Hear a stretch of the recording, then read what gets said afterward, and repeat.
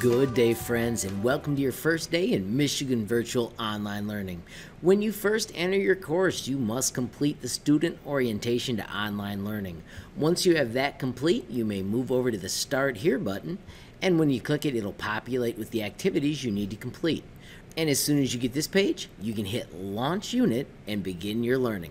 The first lesson will be about the discussion board. Make sure you follow the rubric that's going to be used to grade you. And I'm looking forward to learning a lot of cool things about you. So my friends, let's get cracking.